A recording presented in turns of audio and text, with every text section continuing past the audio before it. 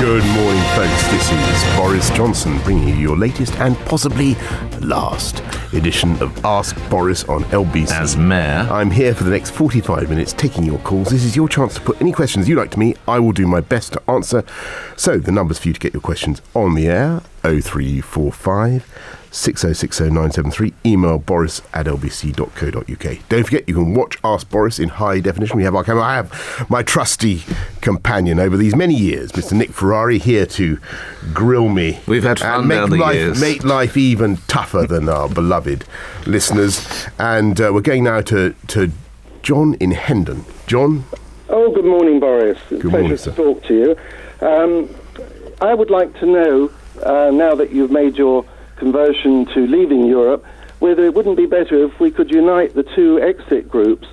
I believe you're with Vote Leave, and I'm with Grassroots Out. Oh, right. Because it's just a weakness that the other side are going to exploit. I was with Nigel Farage on Saturday. We had a very good turnout for Grassroots Out. Yeah. But it would have been nice if we'd have all been there together. Yeah, sure. Well, look, I mean, I think your basic objective is right, John, and I'm, as you say, I came into this after the EU summit really failed to produce any reform, and it was obvious that there was only one way to go on this, and I'm conscious that there have been groups working on this for a long time. But my view is that we should just wait and see what the Electoral Commission decides. They've got to, I think, as I understand it, John, they've got to work out which of the various groupings should carry the flag, as it were, for Britain to take back control of its borders, take back control of huge amounts of money, and forge new trading relationships around the world. It's a massive opportunity for our country. I think it doesn't really matter too much who comes out on top in this one, John, provided, as you say, that we all get together and work to that end and try and get the facts, get the story, get the opportunity before the British people. Yeah, but it is being exploited by the other side, and it would be far better if we had a single group and the Electoral Commission would have no choice but to appoint that group. Yeah, I have to say, I think that I haven't noticed the other side making very much of this. I think let's just hold our fire. Let's not get wrapped up in tiny issues about who's doing what on the Leave campaign. The thing that matters to me is getting the arguments out in front of the British people. I think that's what they want. What they want is to hear a strong, compelling story about what's going wrong in Europe, why Project Fear is a load of old cobblers, and basically a kind of millennium bug style scare story, frankly, I think. And then what we're going to do to take not just this country forward, but help take Europe forward, because I think the real problem is the whole European continent is just mired now in this terrible, desperate attempt to keep the euro together, and that is one of the things that is really going to cause us in this country a lot of problems. How together is the campaign? Well, the Brexit campaign, because John's central point is right, isn't it? You all have the same intent, but you seem to be pulling in disparate directions. Well, I'm not really, as far as I can see, the Electoral Commission has to make a decision. And when is that, Mr. Mayor? I think it's the latest by the 14th of April. Right. Is my and will memory that be the unifying moment? Well, of course it will. And I think that the more time we talk about the issue, the more we'll be satisfying the British public and doing our duty, John. I think that our mission now is to explain what is going wrong, because I think a lot of people are very confused. A lot of people think, what is this all about? Yeah. Europe. I like Europe. I love going to cheap flights to wherever it is. It's fantastic, but they don't understand that that's nothing to do with the EU. The flights will get more expensive, according to the Prime Minister, as will the price of socks. I don't want to... How worried are you about the price of socks? It does remind me very much. Do you remember everybody running around and saying that when the millennium... planes will fall out of the sky, bank accounts will get wiped. Yeah. It's all, I think, wildly, wildly overdone. And so when did you last speak with Nigel Farage about unifying the Brexit campaign? Listen, I'm not going to go into... conversations about detail, when did you last speak with Mr. Farage? About the details of the two campaigns, or what matters. Okay, last one. Have you spoken with Mr. Farage? I speak to all sorts of people in politics. Have you spoken with Mr. Farage? What's it got to do? What's it got to do? 4 weeks after that momentous moment you came out of your North London home, you've not had one conversation with Nigel Farage? Of course I've spoken to Nigel Farage. I've spoken to all sorts of people. In those 3 or 4 weeks? And, of course, but, frankly...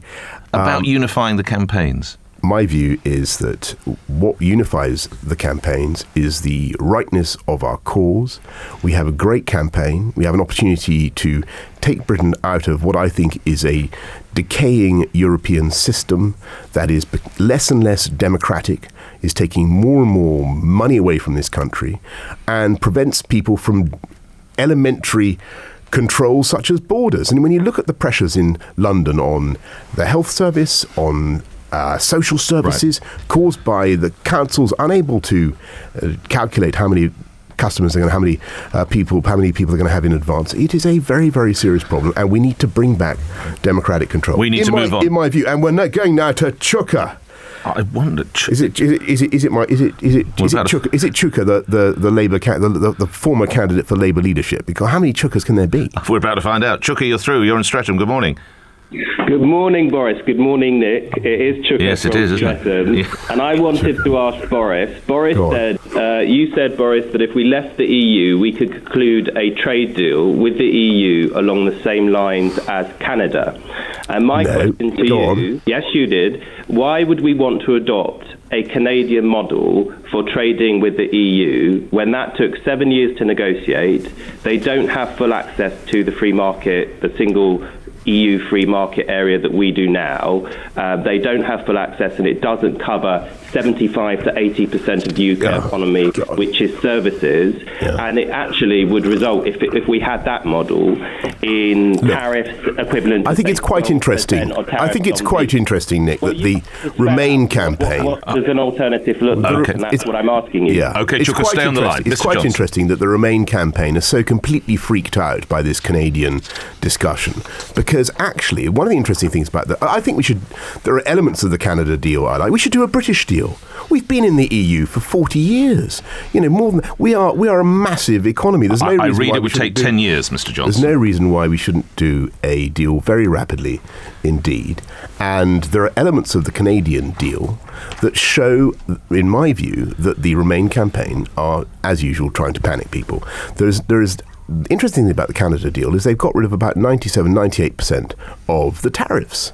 And that's what people say is, the EU will put up tariffs against us. What a complete load of baloney. Do you seriously imagine that with a net balance of trade in their favour of about £80 billion a year, the EU is going to put tariffs up let's ask Chuka. Of course they're not. There is a massive opportunity for us to strike deals around the world. And I think it's running this country down, and the sheer negativity and lack of optimism about our ability raises off the Remain campaign like a vapour.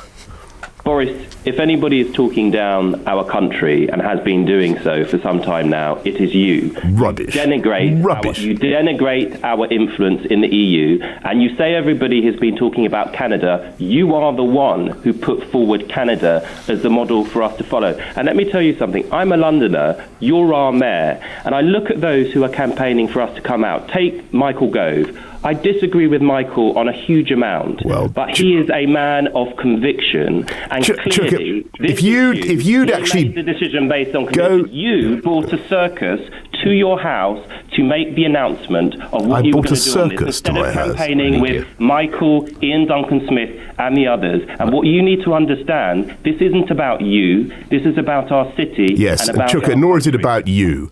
Nor is it about you, quite frankly. This is about the prospects of the British people and about their democracy. And I have to say that it is very sad that we are being invited to continue to remain in a system that I think is less and less democratic. We have a huge opportunity now to strike out for freedom, and all you hear from the Remain campaign is gloom and negativity about our chances. I think when you look at the European Union, the colossal erosion of democratic control that's taking place. Chuka, by your own admission, I think you've said that 50% of law in this country comes from the EU. I think you were quoted as saying that, weren't you? No, you've got that wrong. No, you were quoted as... No, I was not quoted as saying that. You said that. The House of Commons Library says that around 13% of our laws come from... No, you said 50%. You said 50%. Chuka, you now don't weasel around. You said 50%, didn't you? Last Parliament, just 4 of them. Come on, Chuka. Come on, man up. You said it. Come on. You are seeking. You said you admitted that 50% of our legislation derives ultimately from the. You did. I don't think we're going to get an agreement here. Well, let's just finish the point you want to make. The point I want to say make. He did not defiantly. He did. Go ahead. He did. He's on record as saying that. And I have to say again, he says he's not. But anyway, let's come to the point you're making. Anyway, I'll be happy to substantiate that. The truth is that there is less and less democratic control of what's happening in Brussels. And I think it's very interesting when Chuka talks about our influence in the EU, it's important to bear in mind that actually we have now only about 4% of the officials in the Commission who are responsible for all the trade deals that we do are from this country. And you have to ask, with the best will in the world, Chuka, how can the people of Streatham, how can the people of London hope that their interests in international trade are going to be properly represented by an organisation with only 3.6 or 4% UK nationals? Gentlemen, we must move on because you have the ability to debate each other across the chamber in the Palace of Westminster. My listeners don't. Chuka, thank you. We move on to other callers. Just after I asked you this, Mr. Mayor, we go to the events that Chuka Umunna there said you invited a media circus outside your home. How well, that's difficult? Certainly not true. No, because nobody invites a media circus outside their home. In fact, anyway, there you go. How difficult or otherwise was it to be disloyal to your party leader? Well, as I say, I took a long time to make up my mind, basically because I thought that I was hoping, like many of us, that we could get some serious reform. We were promised in the Bloomberg speech, we were promised proper, thoroughgoing, wholesale repatriation of powers from the European Union, serious reform. And I think most people, impartial observers... Not quite answering the question. How difficult was it to be disloyal? Well, the Prime Minister has said very clearly that I'm not a cabinet minister, but he said cabinet ministers can... Might that have changed things? Cabinet ministers can... no, of course not. So whatever job he might have, even if he said you could be Foreign Secretary, Boris. It would have made a difference. Cabinet ministers are able to take their own view, and indeed, I think more or less half the parliamentary party has decided to take a particular view, and that's the view I've taken, because I really think that to blow this chance now for real change in Europe, to blow this opportunity to save such huge sums of money, to take back control of our borders, all those things, I think would be absolutely catastrophic. This is the moment. The European Union is going in completely the wrong direction. It is up to us in Britain to save it, and in my view, to save what I think is to avoid a huge erosion of our democracy. I'm sure we'll come back to other European matters in a moment. We take other calls. Of course, you are Mayor of London. We benefit from your endeavours for another couple of months before that election in May. Let's take the next call up, Mr. Mayor. Where are we going? We go to Danny in Camden. Morning, Nick. Morning, Boris. Morning, sir. Good luck with the Brexit, by the way. Thank you, Danny. That's the pleasantries out of the way. I'd like to ask you, Boris. Do you think it's right that someone on the sex offenders register or a convicted murderer can take his car up to a TfL testing centre, half hour later drive out with a licensed private hire vehicle? No, of course I don't, Danny. And I think you're referring to what we discovered when we did some spot checks at our testing centres for minicabs and found that there were some serious problems with those. And we've suspended some of the 15 of those centres and made quite a few applicants do a retake. No, Boris. No. Not them testing centres. No. That's for drivers. I'm talking about someone on the sex offenders register can take their car up to a TfL testing centre, pass all the mechanical side of things. It will get licensed, and he can drive off, and that car will be. But there must be what used to be known, Danny. This is Nick. There must be a CRB, as they used to be called. I can't remember what they're called. No, Nick. There's nothing. Anyone, you can go and buy these cars on Gumtree second hand, right? No, there's no fit and proper test with licensing the car. No, but what about the individual? So I, Nick Ferrari, go up with a car I bought from that agency, from Gumtree. They don't do a CRB to find out whether I'm a paedophile or rapist? No. Are you absolutely sure, Danny? I am. I'm 100%. Mr. Mayor, I find that surprising. The TfL, surely they do a background check on me. I'm very surprised by what Danny says, and be very happy to look into it. As I say, I thought, Danny, you were asking about some of the tests we've been doing on drivers, but I will certainly look into the point you make. All right, thank you for that. You'll be aware that LBC's Theo Ushwood went up to one of the centres with a different logbook, different card, different paperwork, and was given one of those yellow discs. What action will be taken about that? What do you mean different logbook, different card? It didn't match, so it didn't match. It was all from different... I see what you mean. Yeah. Well, listen, I mean, that's disgraceful, and we'll have to... If that's one of the centres that is still issuing licences, then we'll have to close it down, or we'll have to take its licence away. But, this is something that we are... talking to all taxi drivers and all minicab drivers, TfL really is cracking down now. We are insisting on a formal English language requirement for all drivers. Everybody's got to have basic understanding of the geography, topography of London. They got to, if you are a minicab driver, you've got to provide an estimate of the fare in advance, and all that kind of thing. Right. So this is a huge thing for us, and the frustration I have, as you know, is that we haven't been able, in spite of the massive expansion in the number of minicab drivers, and up to about 100,000 now, from 59,000 in 2010, we haven't been able to get the government to help us with quantity licensing. And you've brought up this before. You said, look at what's happening in Brighton, look at what's happening in elsewhere. We simply do not have the powers. We've been over this again and again. We do not have the legal authority at the moment to restrain the number of minicab drivers in the way that we need to do, and it is absolutely infuriating, I have to say. But those are some of the other probably measures. fall to your successor now, then, I would imagine. Well, I mean, the difficulty is that you'll need a successor who is able to make his case to government, and that, of course, can only be Zach Goldsmith. Right. Sadiq Khan might have a different view, or even Caroline Pigeon, or even exactly. All these others. All right. Why do you have to be so blindingly impartial? I just have to throw in the occasional one, don't I? Just to have a patina of respectability. Okay. Oh, very, very, very, very clear. We move on to other calls. Can we go to Rosie in Ramsgate, please? Good morning, Boris. Good morning, Rosie. This is Rosalind from Royal Harbour at Ramsgate. Oh, yes. How are you? You haven't been down to visit us since you got into power last year. I did come before, I seem to remember. Been down, but I hope you make it. Can I move you to your question, Rosie or Rosalind? What is your question? My question is, how do you feel about the Queen's remarks? At the dinner table at Windsor Castle last week. There was quite a few important people there, because I've been to a couple of dinner parties of the Queen, and she only ever invites people who are going to help her.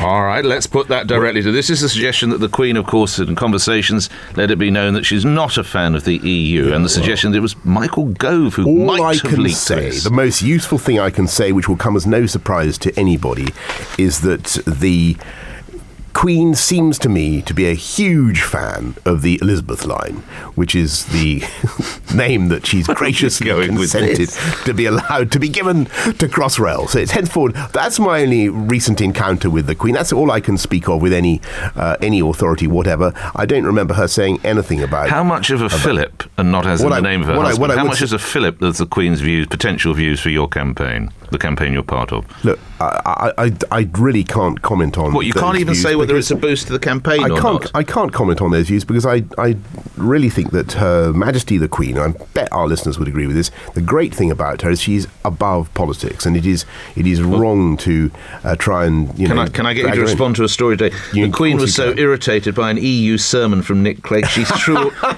a wobbly. Now, as someone who spent a lot of time with Mr. Clegg, I find that astonishing. How do you react? I have to admit, I find that plausible. Can he be a bit sanctimonious at times?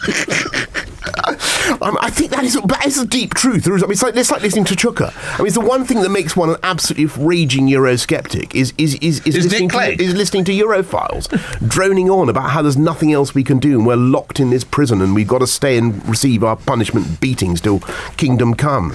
And I think there's a massive opportunity. If Her Majesty did throw a wobbly, if she did throw a wobbly in response to a Euro sermon from the former leader of the Liberal Democrats, then I have to say I can at a human level, Nick. At a human level, I can understand how she felt. But again, I don't want to. I haven't seen you laugh like that in 8 years.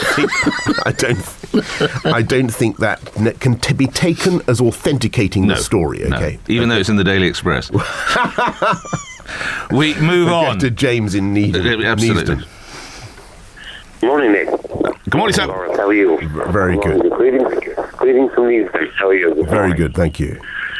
Now, there's just one of the two questions I'd just like to ask you about in connection with the rollout of the 24-hour tube service. Yes, sir. Yes. The first thing about it is, with the postal redundancy, there's going to be no main staff on any of the main entrances. Right.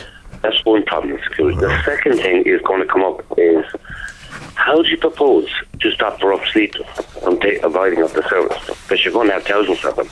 You think what people will get on the trains? On the trains? I understand. Well, listen, James. I mean, obviously, the service will not be unstaffed. It will. That's the whole issue that we've been working with the unions on. And I had to take a big decision, which was, do we try and rush this thing through by paying well over the odds for a deal that I didn't think was right for London, or did we have to wait? And that's what we've done. It will come in this year, and it will be fantastic. It will be a huge boost to the economy.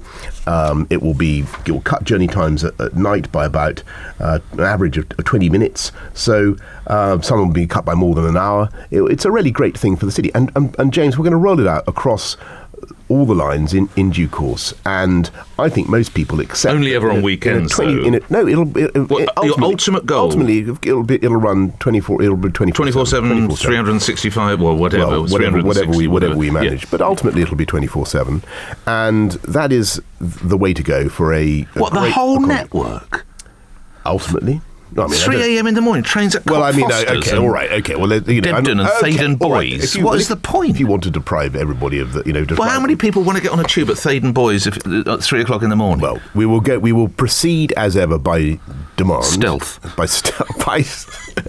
by logic and calm, and we will roll it out gradually. You make a good point, Nick. It probably doesn't make sense to put the tube out. I mean, all the leafy. Some poor old boys on the tube comes thundering through. All right. But my understanding from TfL is that their objective... It's a shame you didn't get it in your watch, though, isn't it? Look, there's no limit to what you can achieve, provided you're willing not to take the credit for it. And, the choice was pretty clear. It was give in and pay a really exorbitant amount of dosh to the unions, or work, negotiate, consult, and be patient. We've waited 150 years for this. It's going to happen now, and I'm very pleased and very, very, very proud of it. We go to Mark in Southwark.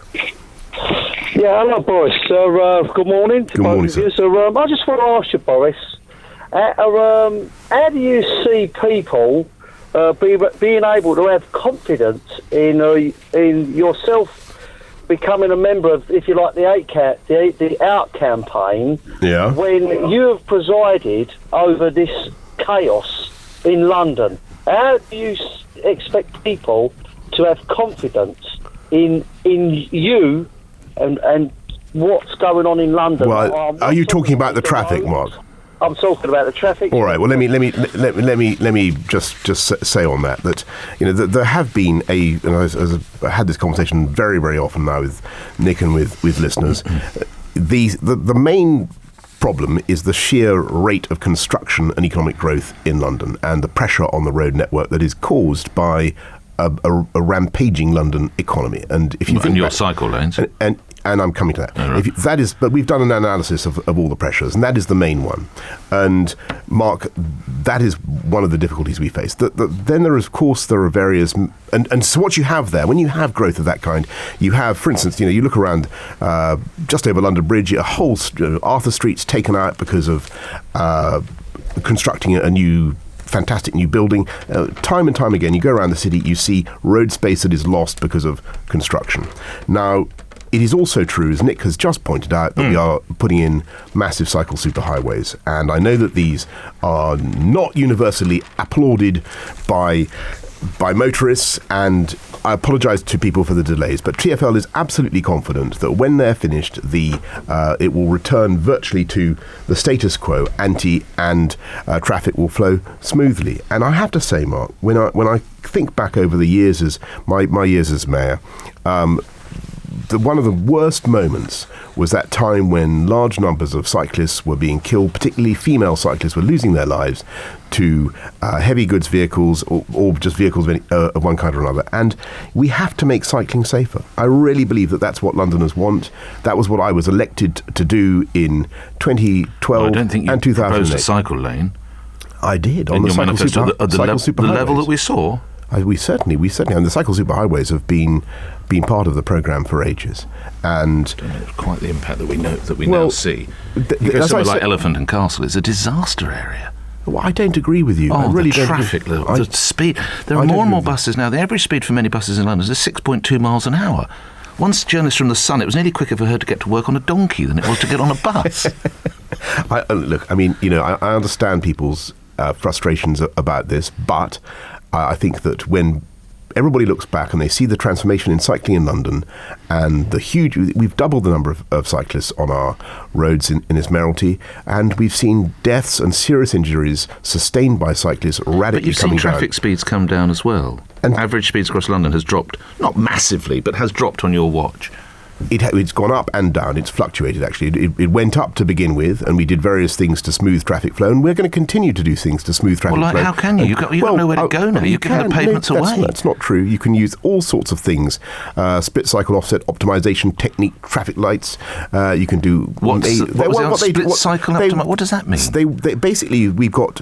Because of developments in technology, traffic lights are much more sensitive to the number of vehicles who need to go through in any direction, and so they can actually alter their colour in order to promote traffic flow. And furthermore, what is really happening now with motor vehicle traffic? We're going to enter an age of everybody's talking about driverless cars. That's coming down the track quite fast.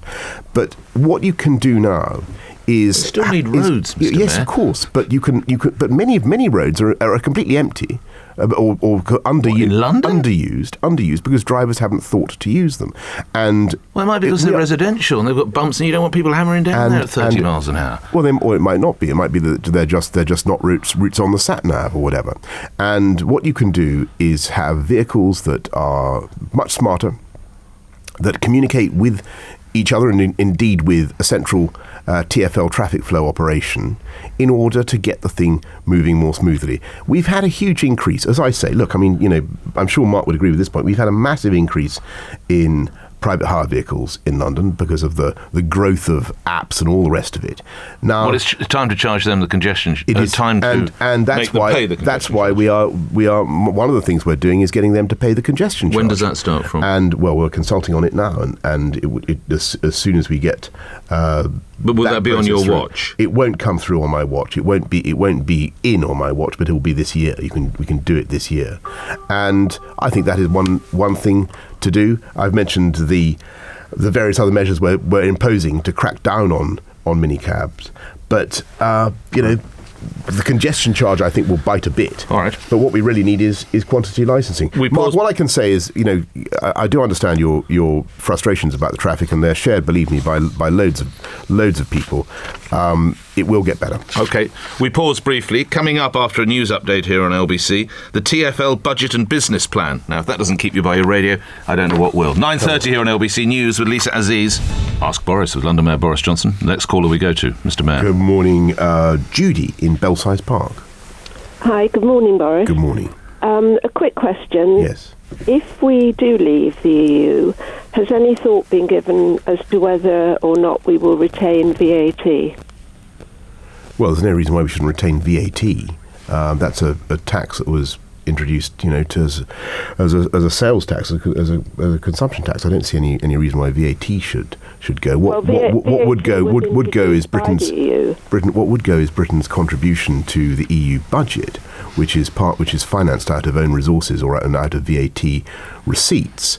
And that, as you know, or you may not know, is about £20 billion a year gross and about £10 billion a year net after we've notionally had back some money which EU officials spend in our country. Quick response from you, Judy? Well, VAT was introduced by the European Union, wasn't it? Yes, but sales taxes and value-added taxes are very common around the world. What I'm saying is there's no reason why VAT should disappear on day one. We'd have more flexibility on VAT. For instance, famously, it's not possible for us to remove tax on tampons at the moment because that's set at an EU level, and a lot of people think that's ridiculous and unfair. Why shouldn't a country be able to control those sorts of VAT questions? And that obviously would revert to this country. But there's no reason why VAT itself should disappear. But what you would get back, Judy, is the power in this country for democratically elected politicians, for people to make their views known in Parliament and to their MPs, and to change VAT and reduce VAT where necessary. In the previous half hour, we've taken a number of calls regarding... Thanks, Judy. We've taken a number of calls regarding transport. Just coming back, the TfL Budget and Business Plan has been published earlier this morning. What do we take? What are the key issues and items that we need to learn from this, Mr. Mayor? Well, I think the crucial thing is that we have been able to bash on with all the big ticket items that really matter to London.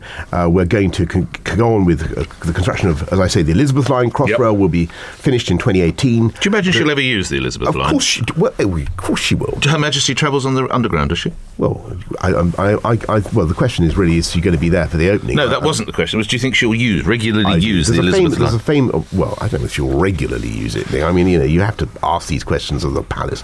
But I'll ask Michael Gove, he'll find out. I certainly hope that she'll be using it when it opens. And the night tube is going to go ahead, as we've been discussing.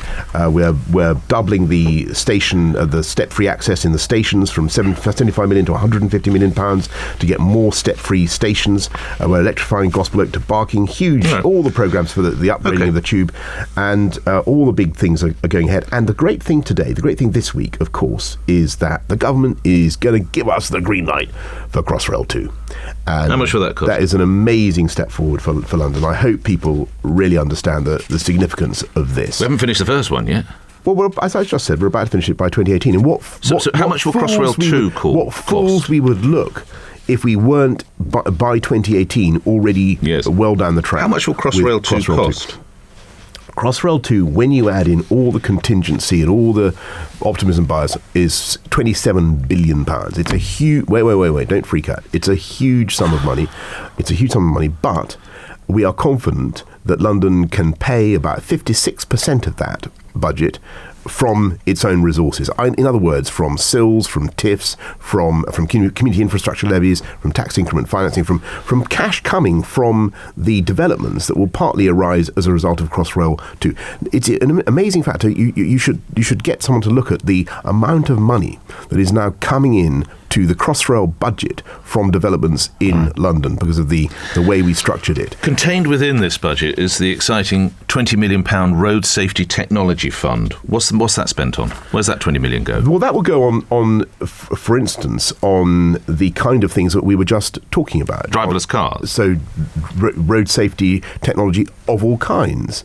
And what does of all kinds mean? I mentioned the traffic lights that promote traffic flow. We've talked about, on this show before, we've talked about trying to make cabs in tipper trucks more safe, less scary, both for the truck drivers themselves and also for vulnerable road users. We're trying to promote safer. And while we're talking about safe driving, and one of the great things that I'm proud of the last few years is we've got deaths and serious injuries of vulnerable road users down to absolutely all-time lows, and that really is vital. And when you consider also that the people who suffer in accidents on our streets, the pedestrians who suffer are overwhelmingly from the poorest parts of society. And so to reduce those deaths and serious injuries and reduce death by far, as we have done as well, is a great thing, I think, for social justice. Serena Fish emails, I'm currently stuck in traffic on the embankment. I've been here 20 minutes. It will be at least another 20 minutes. How in the world does it help London to take over a lane on one of the most important ways to get from east to west London? Why isn't the cycle lane on the river path? Why isn't it south of the river? Asks Serena. Well, Serena, again, I apologise to you for the delays that you're experiencing, and the answer is really the same as I gave to Mark, which is that they will be finished soon, and life will be much better when they are. OK. Just lastly on road safety, how advisable or otherwise might it have been for Top Gear to do that stunt by the Cenotaph? Yeah, I was surprised by that. I think it's one of those things that with perfect hindsight, everybody would would not have wanted to do again. It's like the time that they blew up a bus on Vauxhall Bridge, and it just looked awful in retrospect. We try to be, as a city, one of the great strengths of London is that we make more movies, more TV than virtually any other place in the world. It's incredible. We have incredible strengths. Of Hollywood, respectively. Yeah, no. But we're catching up. We're making as much TV as Hollywood. We are catching up with both with Los Angeles and with New York. It's incredible. Right. And partly as a result, I may say, of tax breaks introduced by Conservatives in government. Yes. So I'm very on the subject of Top Gear, have you been invited on the new series? I have not. I've been twice before. I know you have. I haven't booked you for the new one yet. Totally hopeless both times. So I'm not expecting an invitation anytime soon. Peter in Tunbridge Wells. Go ahead, Morning, Peter. Boris. Morning, sir. Finance is one of the jewels in the UK's crown. Yes. As you know, Frankfurt Stock Exchange is now bidding for the LSE. Well, it's got the LSE actually. They're going to buy. They've bought it up, as far as I know. Has that gone through? I think it was. No, I don't think so. Well, I think the bid's out today or this week. But anyway, you thought it was sold already. There's no obstacle to that as far as work. It's run, as you know, by Xavier Rollet, who's a wonderful French citizen of our city. Yeah. He's retiring, getting out. But what about has anyone considered the longer term impact on London? Of that deal, I think London is a great entrepot city. It is a place that is founded on international trade. We have 40% or 39%, I think, of people living in London were actually born abroad. It is the most dynamic urban economy in the world at the moment. It really is. Ownership of a British institution. We have, as you know, we have our Jaguar Land Rover is owned by an Indian company. We have Minis are made by a German company. We have we have a system. Our energy is quite expensively going to be generated by a French nuclear company.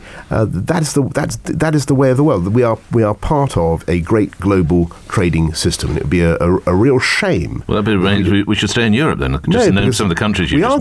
We are going to stay in Europe. Stay in the European Union. We are going to stay in Europe. I think it would be a mistake to stay in the EU, which is a very different kettle of fish, and is something that is providing more and more regulation and unnecessary regulation. Quick response from you, Peter. And you don't think this will affect the strength of the finance industry in London? No, I think on the contrary. Negatively? I know. As I say, I think everybody is. I think there's a sort of millennium bug style nervousness about an event in the future. I think that it's like remember what happened, Peter, with the euro, where they said the CBI. I think the CBI did a survey of its members that showed that 80% of them or something thought that we should join the euro. The survey turned out not to be very well. Well, I'll tell you somebody who is nervous. Thank you for your call, Peter. Is Lieutenant General Ben Hodges. I don't know if you've heard of the Lieutenant General's view, Mr. Mayor. He's head of the US Army in Europe, and he says he's, quotes, worried the EU could unravel just when it needs to stand up to Russia. Britain leaving the European Union could have a negative impact on the NATO. I beg your pardon. You want the Daily Telegraph? Yeah, he's got a very good piece. Checking out your column, are you? No. There was a very good piece in this morning. I'll get it for you while I continue. There we are. That makes you feel. You're checking out Linton's column, are you? Linton Crosby. You just want to check what Linton's writing. Superb, though. Out campaigners say a leave would not affect the UK's position in NATO, but of course the Lieutenant General has made his views known. Surely, if we want to stand up to Russia, we're better in it together, Mr. Mayor.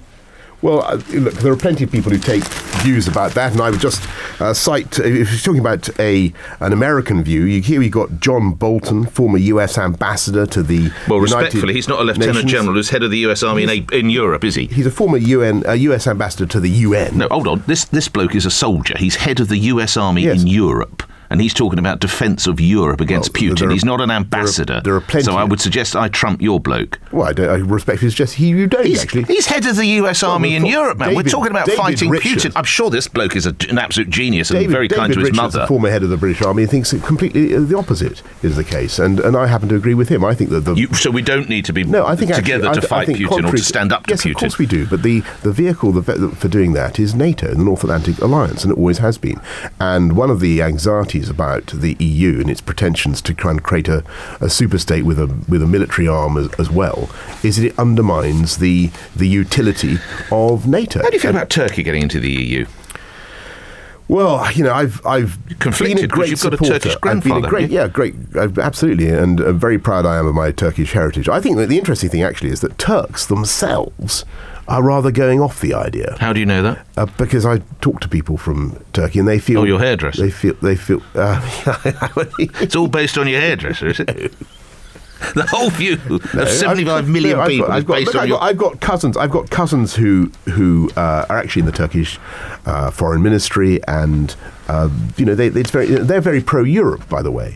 Right. But many people in Turkey have become disheartened because of the snootiness of the European Union towards the Turks. And actually, this is a call relating to that. Perhaps you could usher in our next call, if you would, Mr. Yep. We'll go very happily to Robert in Dulwich. Yeah, hi. So my call is, I'm worried about Turkey, if I'm honest. I do feel it's becoming a bit of a rogue or a failed state. Yeah. It's currently in advanced talks to join the EU. It is shelling Kurdish civilians. It no longer has a free press.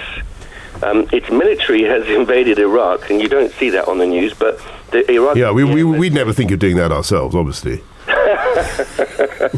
Well... that wouldn't occur to anyone in Britain. I mean, the idea of invading Iraq, I mean, that's just beyond the pale, isn't it, Robert? But it's not on the news. That's what's strange. It buys oil from ISIS and then it sells weapons to them, and we're in advanced talks with inviting them into the EU. Okay, well, let me try. Look. I'm not going to speak up for any particular regime in Turkey. That's not my. I don't. And I think that many of the points that you make I agree. I think I am troubled by some of the things that are going on in Turkey. I don't think that Turkey, to be honest, Turkey's been a candidate for membership of the EU since 1963. I think the chances of the Turks readily acceding to the European Union are between 0 and 20%. It is up to 20%. Well, probably lower than that. I mean, it's not going to happen. You wouldn't suggest 20% then? In the foreseeable future.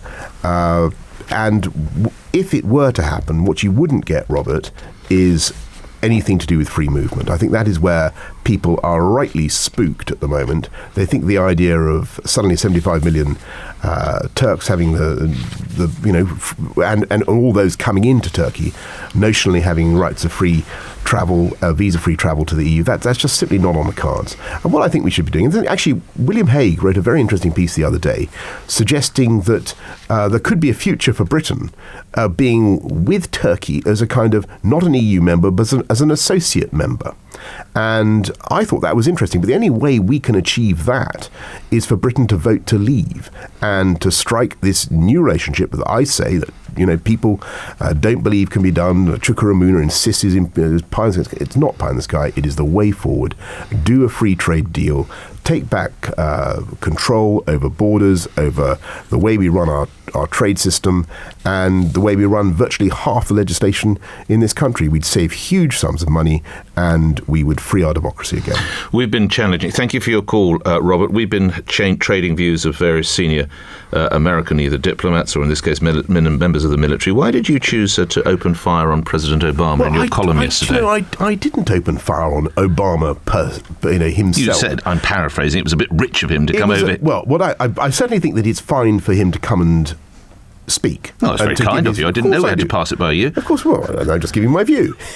I'm just giving you my view. It's fine for people to say what they think. However, I was drawing attention to the glaring hypocrisy that Americans, Uncle Sam, can wag its finger at us and say, Britain, get in that EU, you share your sovereignty, boy, it's good for you, it's good for Europe. When actually, you contrast America, they wouldn't dream of doing any such thing. The Americans are the one country on earth that guards, well, there are many countries on earth that have the same sort of policy. The Americans guard their democracy, the privileges of their citizens. Is this the language of international diplomacy, Mr. Mayor? With absolute vigilance, and that's a point worth making. And when you hear from Americans or from the US government, that Britain has got to trade in its democratic right to self-control.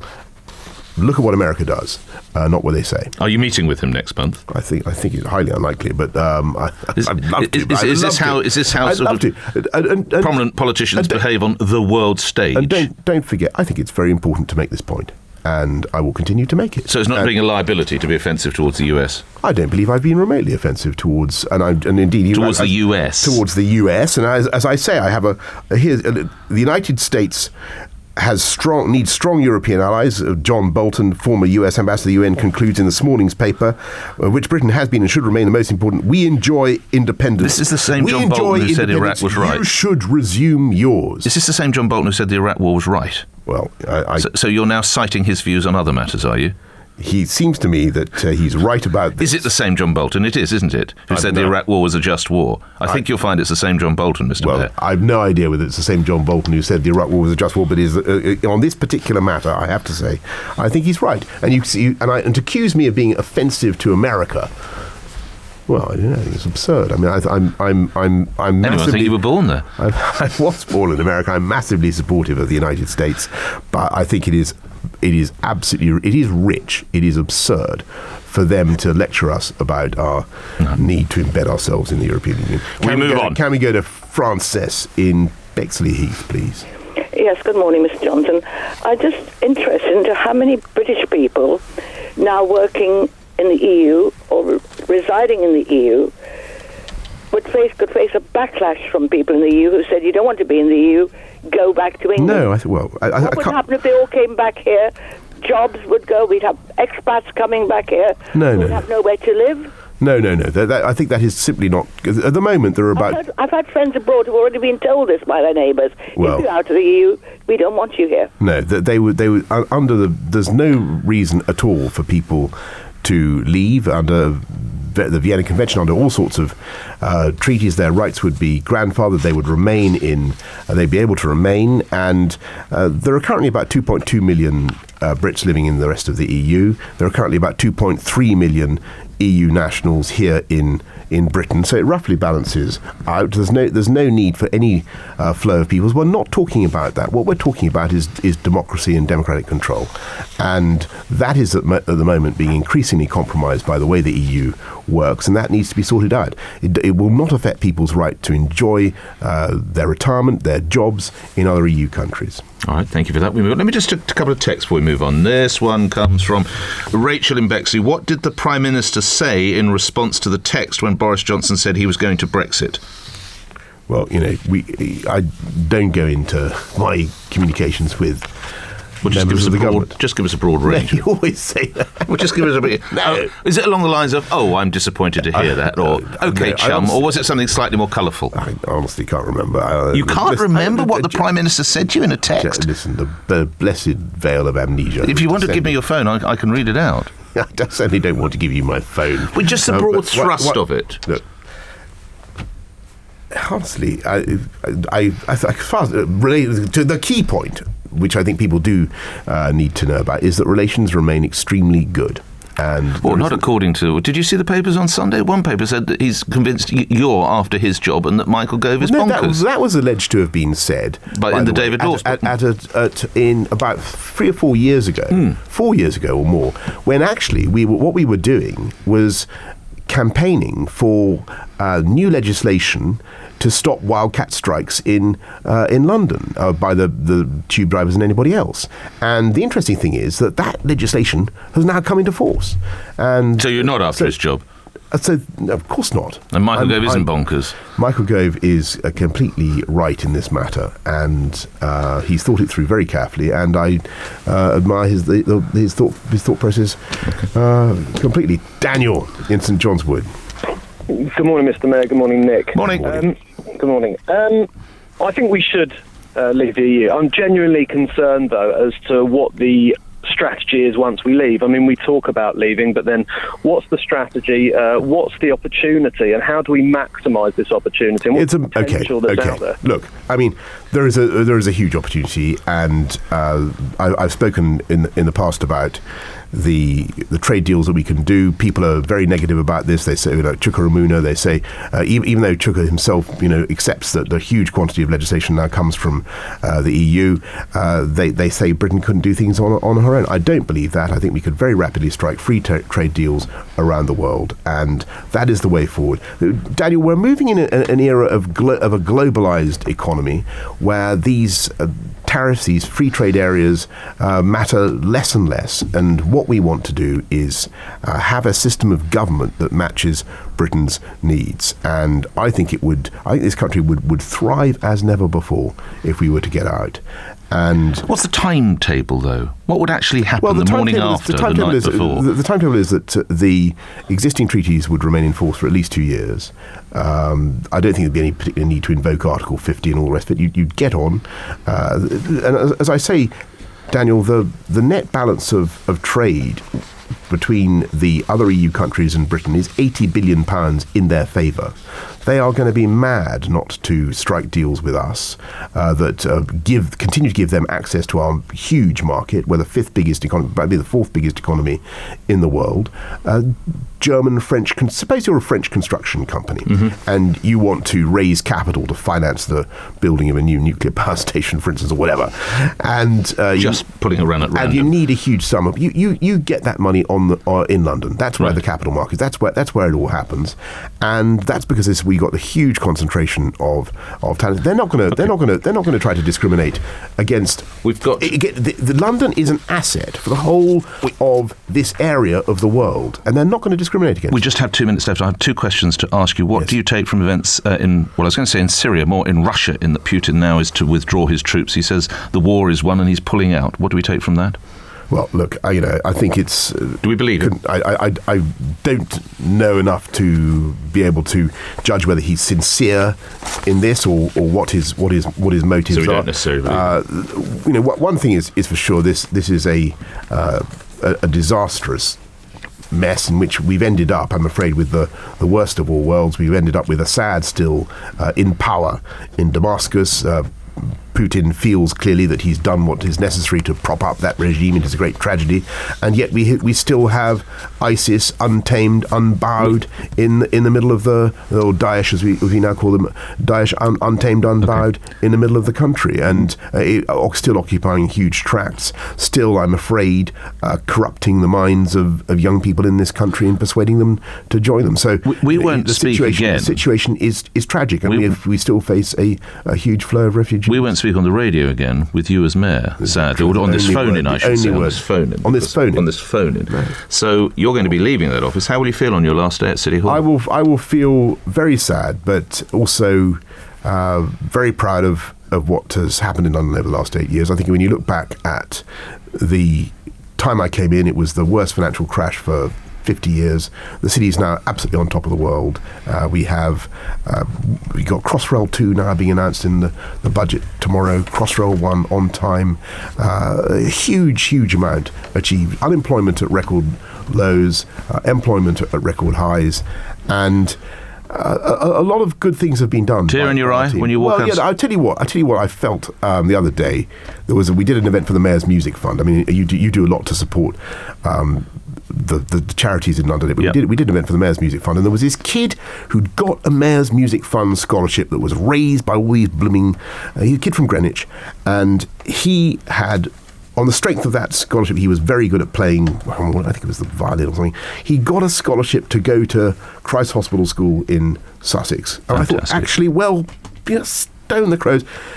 Probably, as a result of that fund that we set up, that kid's life has genuinely never going to be the same again, and he's on a totally different track. And I think when you look at some of the stories of the kids that have been helped through Team London or any of those enterprises, it has made a big difference. We got more young people in employment now than ever before. Okay. And that was, if you remember, that was the big problem we had.